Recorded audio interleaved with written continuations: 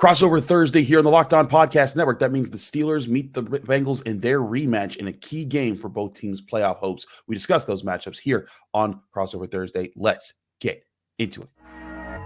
You are Locked On Steelers, your daily Pittsburgh Steelers podcast, part of the Locked On Podcast Network, your team every day.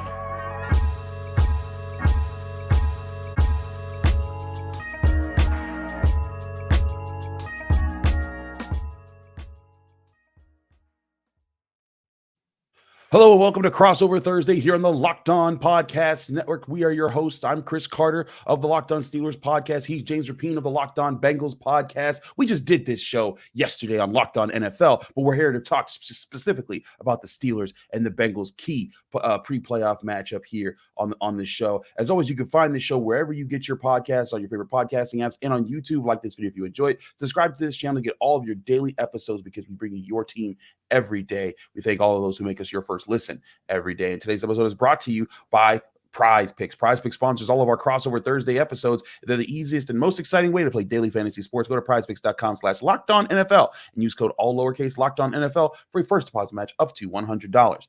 James, both of these teams is hurt up, and that's just what it is. But the whole NFL is hurt up. It is ridiculous, it seems to me. And I know that injuries are always a part of every season, but it just seems like there are just so many more injuries this year. The Bengals, they're down to Jake Browning at quarterback. It looks like they might not have Jamar Chase. The Steelers are hoping to get back Kenny Pickett, but they're going to be down. Patrick Peterson's having to play safety because they're down 5 safeties at this point, 2 linebackers. These teams seem like they're limping to the end, but the Bengals seem to be limping to the end right now with some positivity because they've been able to win every game since they lost to the Steelers. They have, and they're a different team, certainly, just the way they've played, and we can dive into that. Injuries, though, you're right. I think I don't even know if there's more injuries across the league, but I think it's to key players, to fantasy football players and quarterbacks and star receivers, whether it's Tyreek Hill or obviously Jamar Chase. T. Higgins has been nicked up this year. Deontay Johnson for the Steelers was nicked up. I mean, there's been a ton of injuries, and that's the story. I think the main story going into this game, you have 2 AFC North teams that are in the best division in football, obviously. I mean, I don't even really think it's close at this point. And they're trying to find a way to overcome key injuries. The Bengals are going to be without DJ Reader for the rest of the season. Games like this Saturday against the Steelers are a big reason why you want DJ Reader on your defense, because he is just a nightmare for opposing offensive lines, especially an offense that I think is safe to say wants to run the ball a ton. Yep. And you mentioned Jamar Chase. I don't think he's going to play. Zach Taylor didn't want to come out and say that, probably hoping Mike Tomlin spends another hour or so watching film of Jamar. But I would be surprised if Jamar Chase is able to suit up this week. And without him, well, we've seen the Bengals without Jamar. But what we haven't seen is the Bengals without Joe Burrow and Jamar Chase. And I think that's a whole nother level of trying to absorb, adapt, and produce on offense without those 2 guys. And honestly, the 2 top players on the team, in my opinion. Yeah, and it's kind of crazy for the Bengals. I mean, again, I think it's very remarkable that Jake Browning has done what he's done. Heck, his numbers right now, if you would get them over a longer stretch, they would be looking better than Joe Burrow's numbers, not just this year, but even last year. That's the crazy part of this. Like, how is he doing this? And I think he deserves a ton of credit. You loved his inspiring performance against the Vikings last week, and him saying like, "That's why you shouldn't have cut me," in less clean words that I can say on a podcast, but I think you have to appreciate that kind of an effort. Meanwhile, the Steelers, they're trying to get back their starter. Kenny Pickett did practice in a limited fashion Tuesday. Full disclosure, we were recording this very early Wednesday because we have our busy schedules. Most of us also cover college football. So there's National Signing Day, which is a big day for us. So if there are injury updates that we do not say on this show for Crossover Thursday, please understand it's because we recorded very early on Wednesday. But Kenny Pickett did practice in a limited fashion on Tuesday. It's not a given that he's going to play, but it seems like he's pushing to come back. He's done this before when they played against the Texans. He suffered a really bad injury that everyone thought he was going to have to get surgery for. He didn't, and then he played on Thursday night. And everyone was like, how the heck did he do that? And he did it earlier, or another time this season. And this time he actually did have to have surgery. But Mike Tomlin said that he has given them, he has talked with them, his rehab has gone great, and he's come back. And as I've told Steelers fans on the Locked On Steelers podcast, he did this before in college where I was covering him one year, and he came back early from an injury and helped Pitt rise to the end at the end of the season. Now, thing is that this team has a lot of problems on it right now. Like you talked about, how the Steelers want to run the ball. They went from having 5 straight games of more than 130 yards rushing, and now in the last 2, they don't have 100 yards in either game. And it's not like they're playing elite run defenses. I'll say the Patriots were at least a little bit better of a run defense, but the Colts were a team that they were supposed to just beat up front, and they absolutely didn't. And so that might be the thing that works in the Bengals' favor is that, yeah, Reader's out, and he's a huge part of that run defense for the Bengals. But the Steelers, they haven't been able to block anyone consistently in the past 2-3 games, and that might be a huge factor for the Bengals to lean on right now. Yeah, I mean, I think that's you want to talk about keys, regardless if it's Kenny Pickett, Mason Rudolph, whoever, establishing the run and being efficient and effective on the ground. I think the Steelers will look and say, hey, we have to do that. And if you're the Bengals, that's exactly what you want to prevent. You want to make Mason Rudolph throw the ball and try to push the ball downfield, or Kenny Pickett coming off of an injury, hold the ball in the pocket and try to make plays.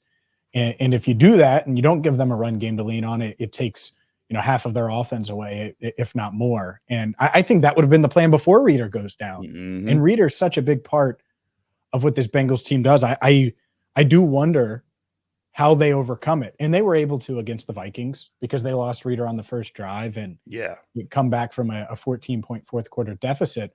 But this game is always different. And I think Jake Browning made it very clear on Tuesday that he's like, records don't matter. Streaks, winning streaks, losing streaks, they don't matter. It's going to be a really, really tough game. And that's what it is in the AFC North. And both teams, their playoff lives are essentially on the line. The Steelers more so than the Bengals, just when you look at the math of it. But the Bengals are still, like, if they win, they have over a 50% chance of making the playoffs. If they lose, it drops to under 15%.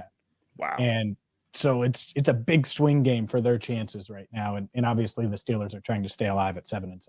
I didn't realize this, but this would also be the Bengals' first division win this year. Yeah, they're 0-4. 0-4. I didn't even think about that. That's insane. And I mean, again, for all the resilience the Bengals have shown this year, so the Steelers needed more right now, because if they fall to 8 losses, they're at 7-8 with two road games left. That's a tough hill to climb to get to 9-8, and then hope for a lot of other things to happen. But even if the Steelers won, they'd be 8-7. Again, 2 road games you're talking about.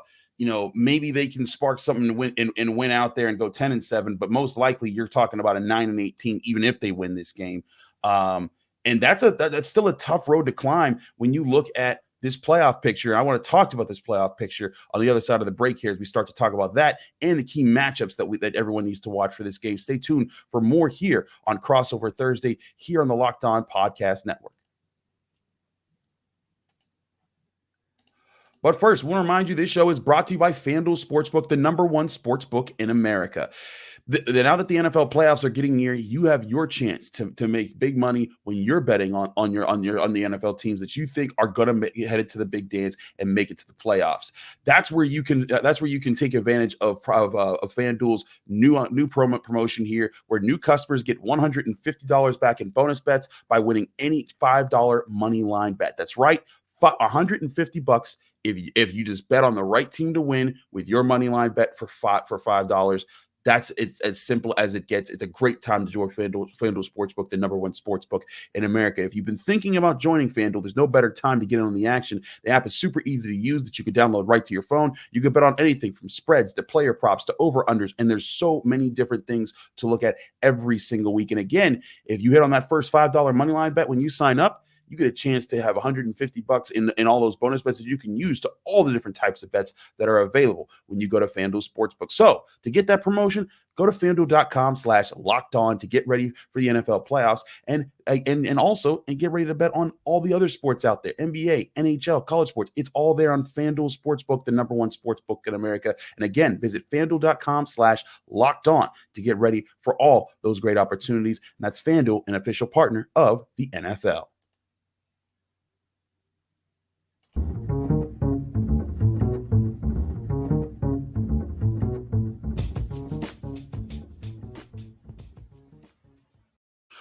We're back here on Crossover Thursday here on the Locked On Podcast Network. Chris Carter, James Rapien, Locked On Steelers, and Locked On Bengals talking at you here. Now, I wanted to peek back at this playoff situation. It is just a jumbled mess in the AFC where there are legitimately 11 teams in consideration. Technically 13, but the Chargers and the Raiders, I just don't think that I think they're the furthest out of anything. The Bengals are now the 6th seed in the playoff race with a 8-6 record, but they're one of 4 teams at 8-6. The Steelers and the Broncos are the teams at 7-7. And it comes back to what you and I were talking about. Whoever wins this game, they have a better chance, but it's not a given. Like you said, it's just over 50% for the Bengals if they win this game, because there are teams like the Buffalo Bills who are surging right now and pushing for a playoff spot. The Browns are still at 9-5, and they don't have the hardest schedule. The Bengals do get to play them at the end of the season, but the games up until then, they're not playing any juggernauts on down the rest of the way, and that could be a big factor for the Browns to kind of hold their position even while they have Joe Flacco starting at quarterback. So this is still just going to be a tough race to prove who's ever going to win a wild card spot in the AFC. It is. It's so tight, and the margin for error just isn't there. And that's why the Bengals, they've won 3 games in a row. And I talked to Mike Hilton, who obviously everyone listening right now is well aware of Mike Hilton. He's like, yeah, our backs are against the wall. Mm-hmm. Like, they still feel that pressure. I asked Sam Hubbard about the playoff race. He said he's never seen an AFC race like this, where there are just so many teams that are winning teams in the hunt for 1 spot, maybe 2 spots. It's tough to see. And it doesn't look like any of these teams are going to collapse and fully fall flat on their face. And so they just have to win. And I think that's what the Bengals are viewing it as, even though they're shorthanded. I really think, Chris, if assuming Jamar can't play, Joe Burrow's their best player, Jamar Chase is their second best player, DJ Reader, if he's not their third, he's their 4th or 5th best player. Like, the Bengals are going to have like 3 of the 5. I'll just hedge it there so no one gets upset because they say, oh, Trey Hendrickson or whoever, because they have a lot of good players on the roster. They're down those guys. And so I do wonder how much is too much. And I'm not sure if it'll catch up with them this week or not. But at some point, every team reaches a breaking point. And you do wonder. Now, I do think this is a winnable game against Pittsburgh, mm-hmm. but part of it is because Pittsburgh's dealing with injuries too. Everybody's flawed in the AFC, and maybe that's why, going back to the playoff conversation, why there's so many 8-6 teams and no one's head and shoulders above the rest, because everyone's dealt with injuries. Everyone's dealing with key losses and had to respond the right way to adversity, and they're going to have to continue to do that if they're going to make the postseason. Absolutely. The Steelers were doing that for a while. I mean, they missed Cam Hayward for 2 months. They missed Deontay Johnson for a month, Pat Freiermuth for a month, Minka Fitzpatrick for a month, and now he's hurt again. They've been missing guys left and right. I think the Steelers' problem is they might have reached that breaking point with the middle of their defense, because you're talking, they signed 3 linebackers in the offseason to kind of hold down that position, off-ball linebackers. 2 of them have been out for the season. One of them is definitely playing hurt in Landon Roberts, still giving great effort and still being a great leader for the Steelers. He's been a remarkable pickup for them. But again, their safety positions, they're down Minka Fitzpatrick, DeMonte Casey, Keanu Neal, their backup, Trenton Thompson, might not be able to play in this game. And then his backup, Elijah Riley, still on injury reserve for an earlier injury this year. Patrick Peterson is most likely going to play safety in this game. That's how destroyed the Steelers are in the middle of their defense. They got practice squad guys lining up everywhere. And I think there was a point where if Minka Fitzpatrick was playing, they were able to he was able to communicate, keep everyone on the same page, and make sure all the other guys knew where they were supposed to be and they could play fast. But when he went out against the Colts, like that defense went from playing really well to just shoddy communication, not being in the right places, and it continued to just create bigger and bigger problems. Meanwhile, while the offense just, even when they've been healthy, they haven't been good this year for a lot of their games. I think that's where a lot of this is going to come down to. If Jake Browning, even without Jamar Chase, you still got T. Higgins, you still got Tyler Boyd.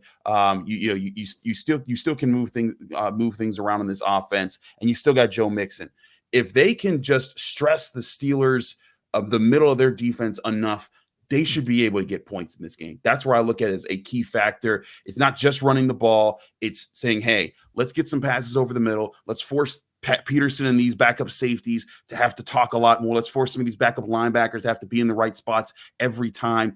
That is the key for me if I'm the Bengals going after the Steelers defense, because again, and it's a little bit different now because the backups are there, but the key should still be, do not let TJ Watt and Alex Highsmith and Cam Hayward and Keanu Bennett, do not let those guys up front change the game for the Steelers, because that's who they want to lean on for this game.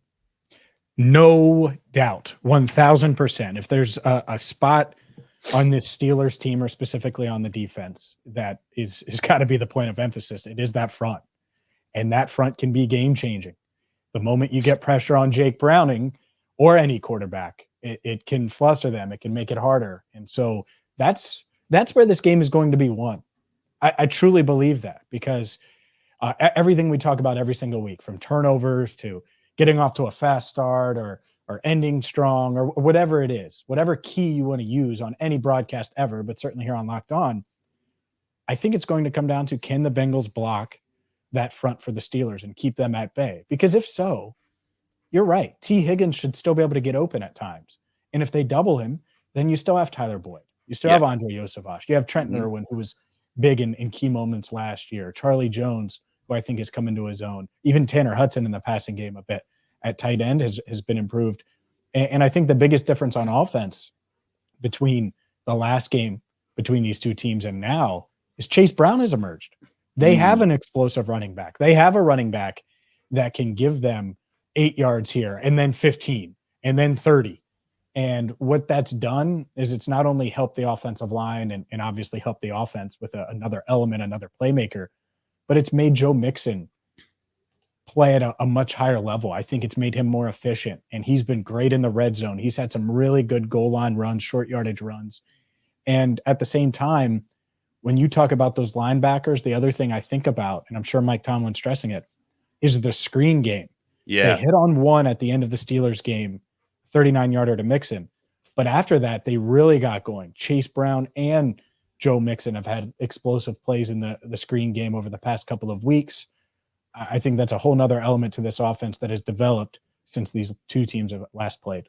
Heck, you don't even got to look to this season. Last year, that was a huge part of the Bengals game. When they met in Pittsburgh last year, the Bengals had 3 touchdowns on screen passes. Like that's been something that's worked for the Bengals in the past. And I think it's something that's definitely working for them right now. The Steelers have to be ready for stuff like that. But it is tough to be ready for things when you're getting guys, you're trying to saying, hey, I need you to be aware of all these different things. And the guy's like, hey, I just got off the couch. What do you expect? What do you expect me to do? But that's where this Mike Tomlin says, next man up. They need guys to respond in those moments and be aware of all the different keys that they're going to have to read to make sure that they're in the right places. And I think at linebacker, Landon Roberts is going to be in the right spots more times than not. Michael Walker, I think, he's done as good of a job you can expect of a guy to come off the practice squad, but they need either one of their veterans that they've picked up in the past month or so. Miles Jack, who rejoined the team after being on the couch for several months, and then Blake Martinez, who they also signed. They need one of those guys to fill in as the third option there, who can also understand where they're supposed to be, when they're supposed to be, and make sure that they're also communicating the switches that are happening on defense. Another thing that Patrick Peterson discussed with us yesterday in the Steelers locker room was that the Steelers are definitely going, and Mike Tomlin said this as well. The Steelers are definitely going to simplify a lot of their calls on defense. A lot of what Terrell Austin, the defensive coordinator, has done that has made them one of the better defenses when they've been healthy is that they have a lot of complex switches. They want to confuse quarterbacks. They want to disguise so many different things and base certain disguises off of other defenses that people can be wary of. But when you have that many guys out there that aren't used to that and aren't as seasoned as the guys that you're designing this defense for, you have to get down to just, you know what, brass tactics. We're playing fast. We're calling simpler calls. We're lining up in certain ways, and we just got to beat the guys in front of us. I think that's what Jake Browning and the Bengals are going to have to expect in this game, is a different way the Steelers have called their defense than the rest of than the previous time that they played them. I totally agree. I think that both teams, because of injuries or because of Browning in that being his first start, they just look different, and it feels different than it did a month ago. And when the schedule came out, Chris, that's what I looked at. I was like, man, playing the Steelers twice in a month, that's going to be a heck of a 1-2 matchup here. And the Steelers got the first one. We'll see if the Bengals can get this one on the road. I feel you. We'll get to our predictions here on Crossover Thursday here on the Locked On Podcast Network. Chris Carter, James Rapien of Locked On Steelers and Locked On Bengals. Stick with us. We still got more to discuss with this key matchup.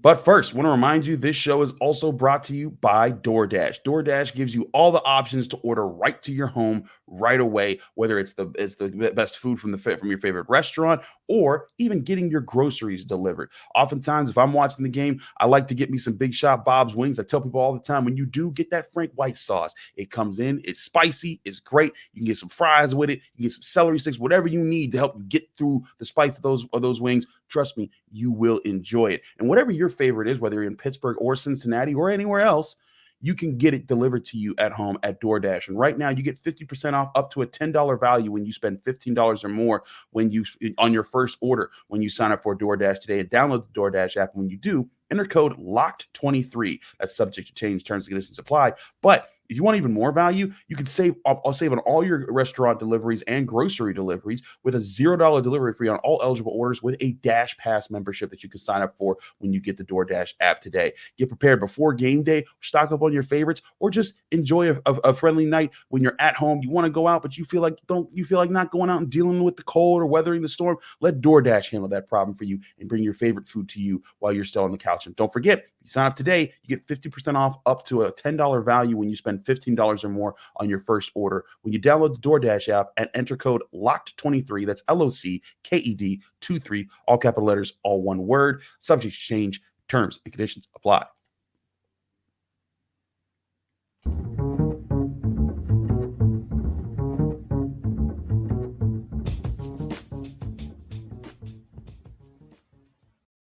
Back here on Crossover Thursday here on the Locked On Podcast Network, Chris Carter, James Rapien, Locked On Steelers, and Locked On Bengals. All right, let's get down to what we expect to be the biggest factors in this game, James, because we've talked about it a little bit. To me, the Steelers, I think that they've been challenging themselves to be better in the trenches, because that's where this team needed to win consistently this year. Anyways, going into this year, I was like, hey, they brought in Broderick Jones, and when he started to start for the Steelers, things were going really well. The offensive line was starting to push more. The defensive front was coming together. It seemed like they were winning the trenches, but they have not won the trenches for the past two weeks, maybe even the past 3 since their win over the Bengals. To me, that is a big factor here. If there's any one matchup that you see either on the offensive line of the Bengals or the defensive line of the Bengals, what is the big thing that you think the Steelers need to lock into and win to make sure that they do have a say in the trenches this Saturday? Oh, it is no doubt the trenches, and I think Cam Hayward is the factor.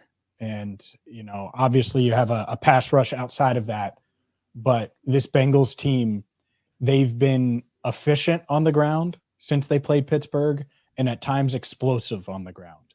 And last week they didn't run it a ton, but they were efficient. Their running backs averaged 4.44 yards per carry, which you take all day long, especially against a Vikings front that was playing well. And so this offensive line, they've been playing as well as we've seen them all year. Can you handle business against Cam Hayward? Can you open up running lanes for both running backs? Can you protect Jake Browning? I think it starts there. If there's some pressure off the edge, you can account for that. You can deal with that. I don't think you can deal with losing on the interior. So all eyes on Cam Hayward and finding a way to not stop him, because you're not going to, but contain him and not letting him just completely wreck that line of scrimmage. Yeah, I think that's a big part of this is that they need to watch out for him. I'd also say watch out for Keanu Benton, who's really emerged for the Steelers as a presence on the defensive front. I also think it's going to be interesting to see how the Steelers handle their secondary because, like you talked about, do they double T. Higgins with Jamar Chase out? They're really confident about Joey Porter Jr. Patrick Peterson even saying that, like, feeling like he's ready to kind of lead a cornerback room, even as a rookie right now. Well, he's their best DB by far. Yeah, right he now. I mean, yeah, with Minkah Fitzpatrick out, Joey has become their best defensive back. But the question I have for the Steelers is, will he solo just follow T. Higgins everywhere? Will he just be that guy and they worry about Tyler Boyd in other ways? Or do they get him some help with T. Higgins and then also help with Boyd? I feel like you got to lean on the rookie and see how he performs against Higgins. And he's matched up with Devontae Adams. He's matched up with plenty of tough guys this year in big moments for the Steelers and done well. I think that's going to be a big question. Do they let him do that against T. Higgins in this game? Because if he's able to do that and just maybe not shut down Higgins, but at least limit him from taking the game over, that could make it easier on the rest of this defense who are just trying to figure out how to put everything together. And if that's the case, then Tyler Boyd needs to show out in his homecoming. I agree. He needs to go to Heinz Field and say, I used to play here in college. I'm going to play here now, and I'm going to ball out. And it's not just Boyd. I mentioned the other guys. And certainly Trenton Irwin had a touchdown against the Steelers last year. Charlie Jones has flashed at times. Andre Yosevich has a couple touchdowns. But you start there with a veteran, obviously a proven commodity. And Jake Browning completed, I believe it was passes to 11 different receivers last week. Or pass catchers. That includes the running backs. That includes a couple tight ends. But he will spread the ball around. And it's not like he was feeding Jamar Chase like crazy over the past couple of games. And so as long as they can still be efficient and get the ball out on time and stay on script and not – a big part of what Browning has done since that Steelers game is be on time. And he's not – scanning the field, wondering where he should go with it because he held the ball too long against the Steelers on multiple plays. If he can continue to do that, which there's no reason to expect him to not, then I think this offense should still be able to move the ball because the Steelers are so banged up everywhere but that front. Mm-hmm. As long as you can contain that front, I think this Bengals offense should be able to operate.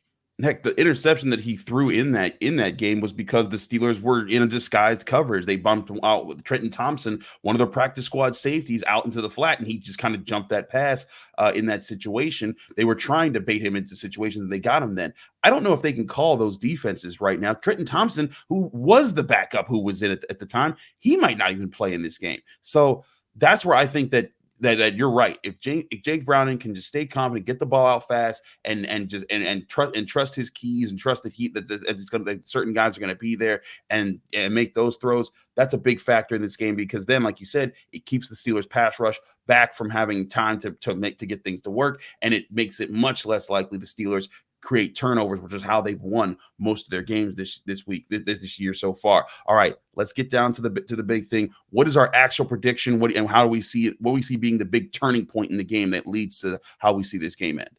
I think this is going to be a tight game, and regardless of who's at quarterback for the Steelers, it's AFC North. It's going to be ugly at times.